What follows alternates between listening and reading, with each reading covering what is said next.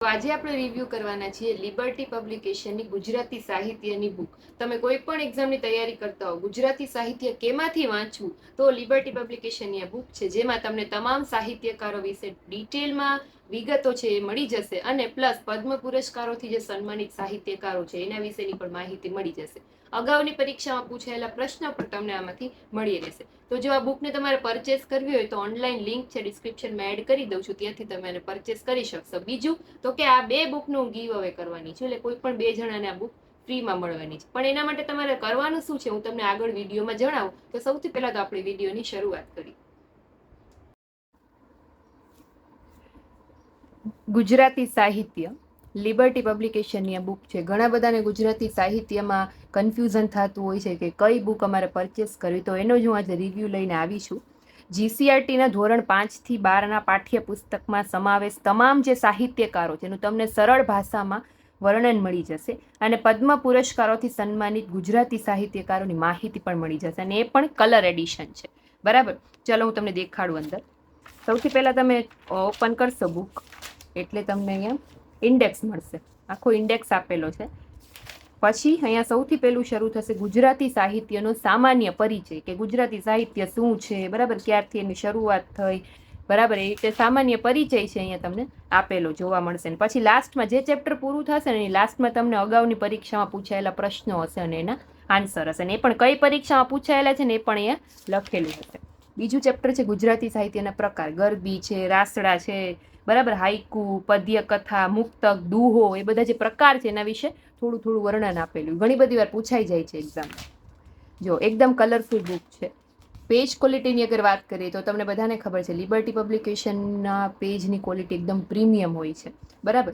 પછી લાસ્ટમાં હશે અગાઉની પરીક્ષામાં પૂછાયેલા પ્રશ્નો. પછી જૈન સાહિત્યકારો વિશેની માહિતી છે. મધ્યકાલીન સાહિત્યકારો.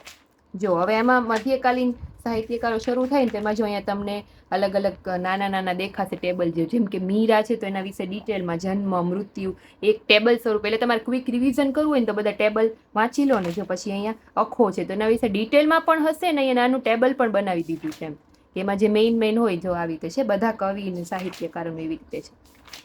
ડિટેલ પણ હશે અને સાથે અહીંયા આવી રીતે જન્મ અને મરણ એ બધું પણ એક ટેબલમાં લખેલું હશે.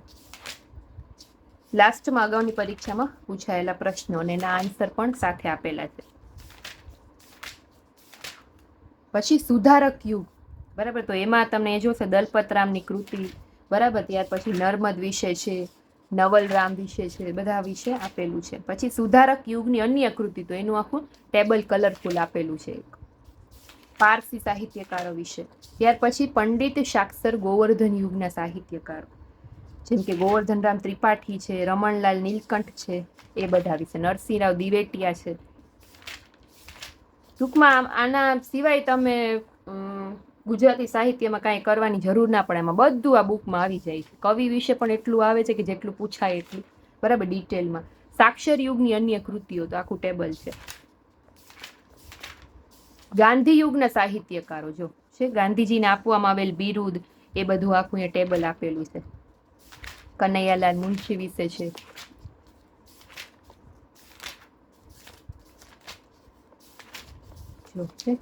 બધી ડિટેલ સાથે ફોટા પણ આપેલા. ઘણી બધી વસ્તુ આપણે ઓળખતા પણ નથી હોતા, બરાબર, તો સાથે અહીંયા ફોટા પણ એ બધા રીતના આપેલા છે.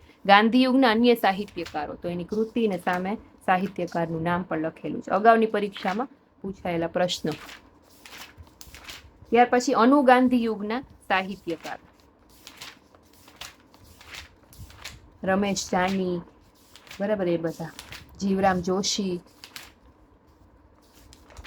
આધુનિક યુગના સાહિત્યકારો, જો જેમ કે સુરેશ જોશી છે, અનિરુદ્ધ બ્રહ્મભટ્ટ છે, ચંદ્રકાંત શેઠ છે, લાભશંકર ઠાકર છે, તે બધા વિશે માહિતી આપેલી. યોસેફ મેકવાન છે, ઘણા બધા છે.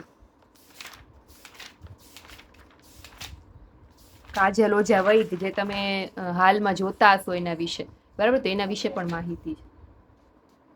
પછી અન્ય કવિઓ, કવિ અને એની સામે કાવ્ય સંગ્રહ, બરાબર, આના સિવાયના જે અન્ય કવિ અને કાવ્ય સંગ્રહ છે એ બધા વિશે માહિતી છે. પછી નવલ કથાકારો જે છે એના વિશે ટેબલ છે. વાર્તાકારો, નિબંધકારો, બરાબર, એવી રીતે અલગ અલગ છે. પછી ગુજરાતી સાહિત્યક સંસ્થાઓ કઈ કઈ છે તો એના વિશે માહિતી છે. પણ એ પહેલા હું તમને જણાવું કે જેમ મેં અગાઉ કીધેલું હતું કે આ 2 બુકનો ગીવ અવે કરવાની છે. એટલે કોઈ પણ 2 જણાને આ બુક છે ફ્રીમાં મળવાની છે. એના માટે તમારે કમેન્ટ કરવાની રહેશે. શું કમેન્ટ કરવાની? તો કે તમારે કમેન્ટ કરવાની. આ ગુજરાતી સાહિત્યની બુક છે તો તમારે કોઈ પણ કવિનું નામ અથવા તો કોઈ પણ સાહિત્યકારનું નામ અથવા તો કોઈ પણ નવલકથાકારનું નામ, કોઈ પણ સાહિત્યકારનું નામ અને એની સામે એની કૃતિ, બરાબર, એવી રીતે તમારે કમેન્ટ કરવાની છે. ધારો કે આ સાહિત્ય, કોઈ પણ સાહિત્યકારનું નામ લઈ લ્યો અને એની સામે શું એની કૃતિ, જેમ કે નરસિંહ મહેતા તો એની સામે એની કૃતિ, બરાબર, વૈષ્ણવ જન તો તેને કહી, એવી રીતે કોઈ પણ સાહિત્યકાર લઈ લો ને એની સામે એને રચેલી કૃતિ એ લખવાની તમારે. આટલી કમેન્ટ તમારે યુટ્યુબ લોંગ વિડીયોમાં, યુટ્યુબ શોર્ટમાં, ફેસબુક ઇન્સ્ટામાં હું રીલ અપલોડ કરીશ એમાં, બરાબર, દરેક પ્લેટફોર્મ પર કમેન્ટ કરવાની રહેશે.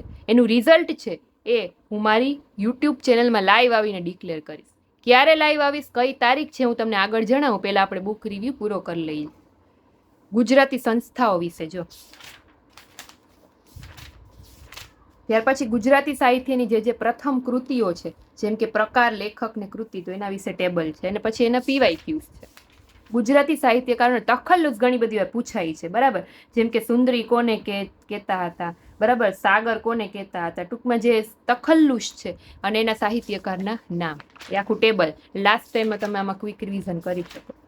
પછી ગુજરાતી સાહિત્યની મહત્વની કૃતિના પાત્રો, બરાબર, કૃતિ જે હોય એમાં જે પાત્રો આવતા હોય એ પણ પૂછાય છે. સાહિત્યકારોની લાક્ષણિકતાઓ, પછી સામાયિકો એને લગતા કયા કયા આવે છે. અહીંયા છે સાહિત્ય પુરસ્કારો કયા કયા કઈ સાલમાં કોને મળેલા છે એનું આખું વર્ણન છે. પદ્મ પુરસ્કારથી સન્માનિત સાહિત્યકારો કયા કયા છે એનું આખું આ ચેપ્ટર છે, બરાબર. એ ઘણી બધી વાર પૂછાય છે કે તમને કયો એવોર્ડ મળેલો છે. ત્યાર પછી જ્ઞાનપીઠ પુરસ્કારથી સન્માનિત સાહિત્યકાર કયા કયા છે તો એના વિશે છે, બરાબર. લાસ્ટમાં જોડકા સ્વરૂપે, અગાઉની પરીક્ષામાં જોડકા સ્વરૂપે જે સાહિત્યમાંથી પ્રશ્ન પૂછેલા ને, કેમ કે લગભગ સ્ટુડન્ટ્સને એમાં જ વધારે વાંધો પડતો હોય, તો એ લાસ્ટમાં આપેલું છે. જો જોડકા સ્વરૂપે અગાઉની પરીક્ષામાં કેવા કેવા પ્રશ્ન પૂછાય તો એ આખું તમને અહીંયાથી પ્રેક્ટિસ થઈ જશે અને ખબર પણ પડશે કે કઈ એક્ઝામમાં કેવા ટાઈપના જોડકા હતા, બરાબર. ટોટલ 262 પેજની બુક છે આ સાહિત્યની, લિબર્ટીની. તમારે આને પરચેસ કરવી હોય તો ઓનલાઈન લિંક છે ડિસ્ક્રિપ્શનમાં મેં એડ કરી દીધી છે, ત્યાંથી તમે ઓનલાઈન પરચેસ કરી શકશો. અને આ લેટેસ્ટ, ટૂંકમાં 2022ની છે પણ લેટેસ્ટ જ કહેવાય, કેમ કે સાહિત્યમાં કાંઈ એટલું ખાસ બદલતું નથી હોતું બહુ વધારે, બરાબર. એટલે આ નવી જ બુક કહેવાય ટૂંકમાં. આના પછી એક એડિશન આ લોકોએ બહાર નથી પાડેલી, પણ આ સારી બુક છે, બરાબર. હવે આનું રિઝલ્ટ છે એ હું મેની 8 તારીખે, એટલે કે 8મી મે રાતે 10 વાગે મારી યુટ્યુબ ચેનલમાં આવીને લાઈવ ડિક્લેર કરીશ. ત્યારે તમારે લાઈવ હોવું ફરજિયાત છે. લાઈવ હશો ને જો તમારું નામ આવશે કોઈ 2 જણાનું તો જ તમે તમારા ફોન નંબર કેમ છે તમે કમેન્ટ કરી શકશો. લાઈવ નહીં, બીજા દિવસે વિડીયો જોતા હશો તો કંઈ કામનું નથી. એટલે એ દિવસે 8મી મે રાતે લાઈવ આવી જજો અને કમેન્ટ કરી દેજો. ઘણા બધા ગીવ અવે છે, એમાં પણ તમે જો કમેન્ટ ના કર્યું તો એમાં પણ કમેન્ટ કરી દેજો. એના પણ રિઝલ્ટ અમુકના હજી બાકી છે. તો જે લોકો નવા છે એ લોકો ખાસ ચેનલને સબસ્ક્રાઈબ કરી લેજો. નેક્સ્ટ કોઈ અલગ જ પબ્લિકેશન અથવા તો કોઈ નવી જ બુકનો રિવ્યૂ જોવા માટે ફરી પાછા આપણે મારા નેક્સ્ટ વિડીયોમાં મળીશું. ત્યાં સુધી થેન્ક યુ.